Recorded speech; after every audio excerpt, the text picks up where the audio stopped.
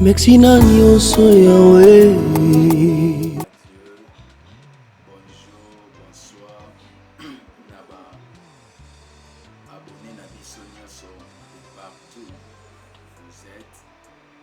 Merci aussi na bandeko nyonso oyo baza dispose toujours mpona kolanda biso nzambe oyo abenga biso na mosala oyo abambola bino ondima engagement ere nyonso ya koyakaka kobenir bino na bandako biro misala partout ndenge tomesana koloba semaine oyo tolingi topesa bino une parole, un message de foi, un message puissant et pour permettre aux Arabes totalement affectés par lui. Prions d'abord le Seigneur avant de commencer. Tendre main, nous te bénissons pour ta grâce. Nous te prions de recevoir ces moments. C'est toi qui sondes le cœur de l'oreille. Je te prie au toucher ma sœur Place Hazard par cette prédication.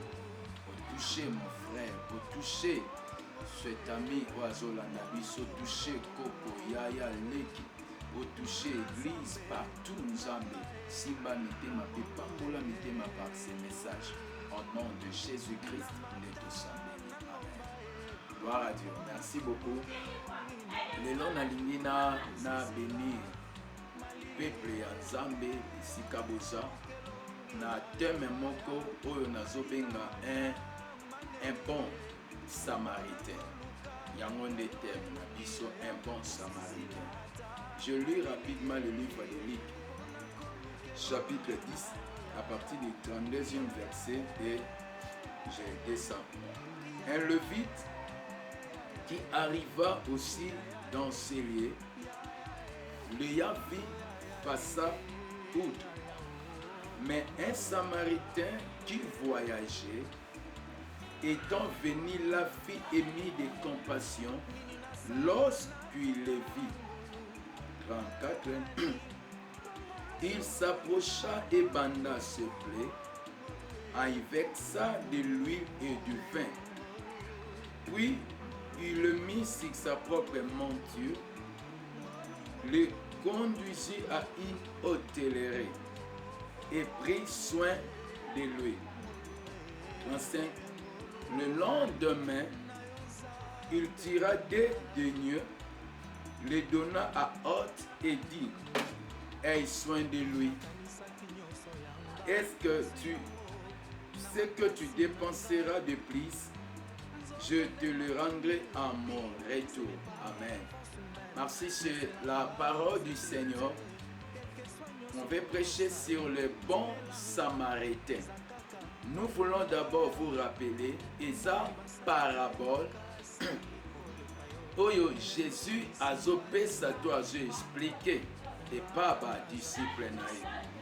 Or, en réalité, quand nous parlons de parabole, ndenge to mesana ko expliquer, c'est une partie de l'évangile qui cache la vérité, c'est-à-dire chaque parabole est cachée un mystère. Quelqu'un peut me donner un amen vivant, que mon Dieu vous bénisse. Chaque parabole est cachée un message. Le coup les a uniques, mais nous voulons l'interpréter. Amen. On parle des bons samaritains. Écoutez ce que Jésus nous explique. Il y avait un homme qui descendait de Jérusalem à Jéricho. Na bandaki ko expliquer Jérusalem na Jéricho na ba message na hauteur côté, mais je ne suis pas là parce que ici na lingina parler sur les bons samaritains. Mais Bible elobi cet homme oyauta ki Jérusalem tango azokita na Jéricho akutani na ba brigand. Nde tobengaki Jérusalem la présence de Dieu, là où il y a la sécurité, là où il y a la protection. Mais quitter Jérusalem pour Jéricho, eza kokende esika oyo il y a des brigands, eza kokende bisika oyo eza mosika ya Nzambe. Nde tolobelaki kokende mosika Nzambe, il y a des inconvénients, papa na ngai. okoki kondima okende mosika nzambe peut-être mpo nosaki ndumba, peut-être mpo na kope, peut-être mpo na koyiba, peut-être mpo na likambo moko, mais yebaka quand on quitte la présence de Dieu, il y a des inconvénients, il y a des problèmes terribles okoki koimagine te. Mais Bible elobi tant va tomber au milieu de brigands, cet homme est tabassé en demi-mort. Avec qui il a espoir et vite. Akoka qui suko espérité. Mais yoka oyo Bible lobby. Et ça qui na un levite. Et ça qui peine un sacrificateur. Baleki outre, baleki musika. Ya samaritain oyo azalaki en demi-mort. Mais nous posons d'abord la prophétie, une question. Comment Levi, oyo aza attaché na bunganga nzambe pour sauver l'homme, akoki koleka ko passer à côté, atiko le samaritain. Totuni encore sacrificateur. Comment akoki ko passer à côté, laisser cet homme abandonné à demi-mort? Alors la prophétie Zoyebisanga, selon la loi, les akoki pousse na tête devant moto et sa kufa. Pourquoi? Babande koboya impiété. Soka kozala na bapota na nzoto, gloire à Dieu. Et ça aussi l'impiété. Bakoki pousse na tête de peur que maladie wana, ce que nous appelons le péché, et pour qui peut affecter bango. Mais ce que nous aimons, le vialeki, le sacrificateur aleki. Oh, tango bango mi balé baleki. Les alaki na un autre oyaki sima bango, gloire à Dieu. Je vais parler de quelque chose. En réalité, la loi est ya avant, oui. Quand je parle de sacrificateur, quand je parle de Lévi, directement je vois les sacerdoces aaroniques au mosaïque. Quelqu'un peut me donner un amen vivant. La loi est ya. Mais la loi est quelque sauver parce que la Bible me dit le sacrifice de la loi, ça couvre le péché, mais maintenant qu'on ôte le péché. Merci. Quel que soit l'exercice de sale, on a trouvé le pardon du péché et c'est seulement pour ôter le péché dans le monde. C'est Jésus-Christ. Quelqu'un peut me donner amen. C'est pourquoi il est écrit voici l'agneau de Dieu qui ôte le péché du monde. C'est qu'avant Jésus, le péché s'allait, oui. Quand aussi Jésus est venu, il a trouvé le péché. Il a trouvé Adam abandonné par son propre péché. Alors lui, en tant que l'agneau prédestiné avant la fondation du monde, Bible et le mitan a moni cet homme est tombé. L'image de l'humanité. Image à motomoko opeli sous me paralysa vinaye. Image à motolo bakanga benza mabena sala ne brisa vinanga ne détruisa vinanga na ligne liso bien aimé. Ce que ça n'a pas bakoka ko sauver dans ta faiblesse. Ce que ça n'a pas bakoka ko restaurer ta vie parce que tomba. Mais il y a un homme capable de te restaurer, capable de te sauver. Il s'appelle Jésus-Christ. C'est que quand je parle de bons samaritains, les bons samaritains, c'est ça Jésus-Christ. Quelqu'un peut me dire amen. Les bons samaritains, c'est ça Jésus-Christ. Mais regardez, le bon samaritain dans ma zoya, ayaka d'abord dans ma coloté, mais attends la Nicolas cheval. Ah oui, c'est que nous comprenons, selon S2, Bayebisi roi, moto roi lingi a honoré. Il va disposer cheval. Amen. À son moutette Nicolas cheval, c'est que nous comprenons comment Nicolas cheval est à côté de la trône. Alléluia. Nous comprenons que Nicolas cheval est à Nicolas y a honneur. Et ça cause en a quatre trône, et ça cause en a quatre gloire. Est-ce que quelqu'un peut me donner un amen vivant? Je vais arriver. C'est que nous comprenons les bons samaritains. À cela qui Nicolas cheval, c'est que tout ça comprend. Jésus depuis le ciel. Oui, Jésus depuis le trône. Tant watala qui missionné na se, akutaki déjà moi si moko na péché, akuté déjà mobali moko na péché, akuté déjà mutumwa na ba problème o elekelié. Alors, akoka kobi qui s'amututé Nicolas cheval. Ya mwana zebi sa Marie, servante de l'Éternel. Moi, ce que je d'abord Emmanuel. Or, quand nous parlons d'Emmanuel, c'est un sauveur au milieu des hommes, mais à la moto. Oh, j'aime ça, je dis déjà, mais. Un sauveur qui a quitté le ciel.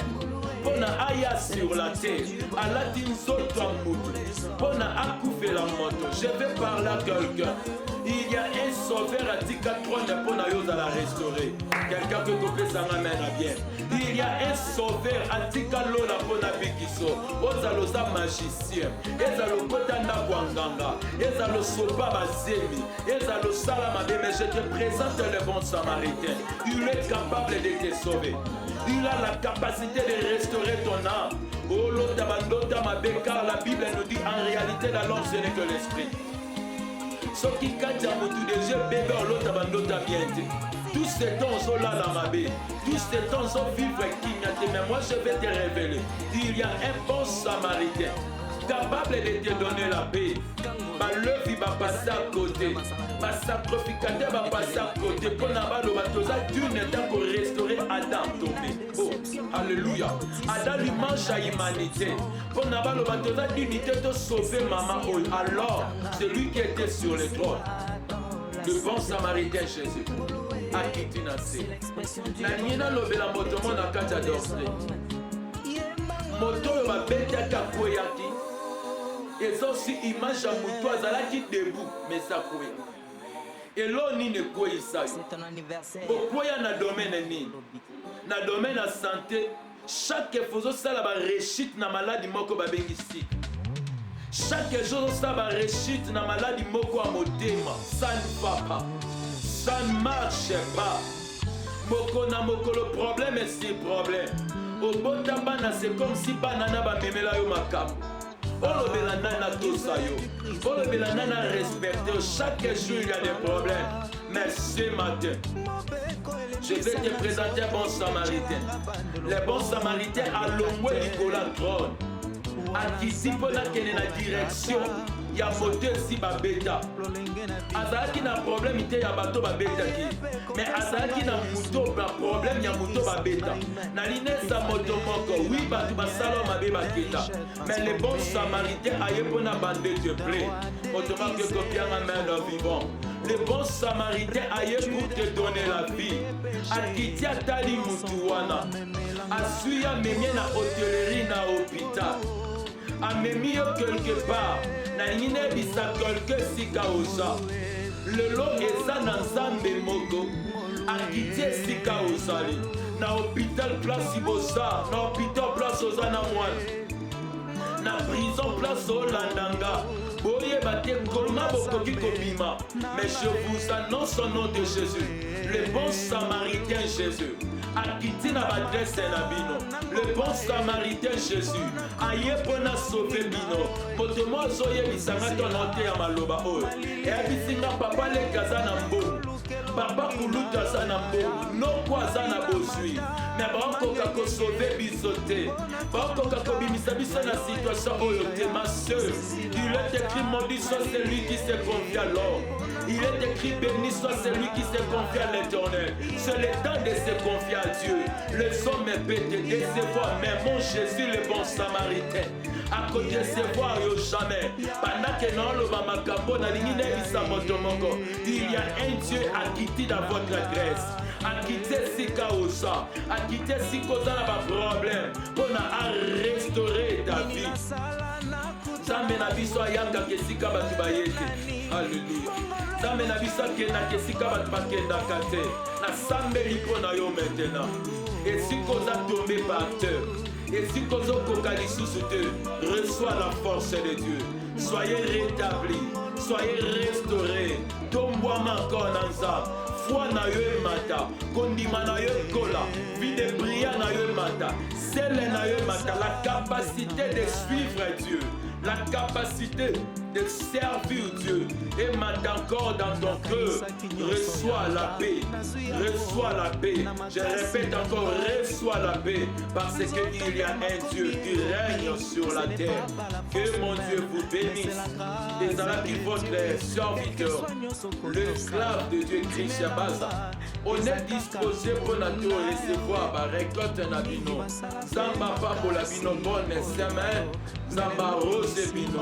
Au nom de Jésus-Christ, nous prions et nous disons Merci na nyonso Yahweh.